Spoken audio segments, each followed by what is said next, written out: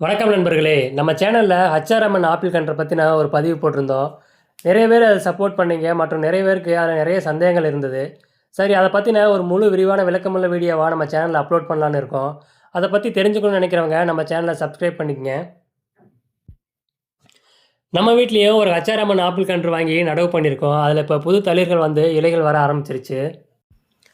தமிழ்நாட்டில ஏன் apple வளர்றதில்ல? Hot season apple அப்டின்னா என்ன? அதில எத்தன வகைகள் இருக்கு? ஏன் நம்ம ஹச்ஆர்எம்என் ஆப்பிள் கன்ற தேர்ந்தெடுக்கணும்? அதோட நடவு முறைகள் எப்படி? பயிர் காலம் எத்தனை ஆண்டுகள்? எத்தனை ஆண்டுகள்ல பலன் கொடுக்கும்? மற்றும் பூச்சி தாக்குதல், நோய் மேலாண்மை இத பத்தின ஒரு முழு விரிவான விளக்கமுள்ள வீடியோவா நம்ம சேனல்ல அப்லோட் பண்ணலான்னு இருக்கோம்.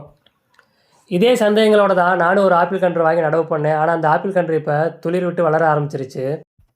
சரி அந்த தகவல்கள ஆப்பிள் கன்று வளர்க்கணும்னு ஆசைப்படுற நண்பர்கள்கிட்ட பகிர்ந்துக்கணும் அப்படி இருந்தா ஒரு முழு விரிவான விளக்கமுள்ள வீடியோவா நம்ம சேனல்ல அப்லோட் பண்ண போறோம்.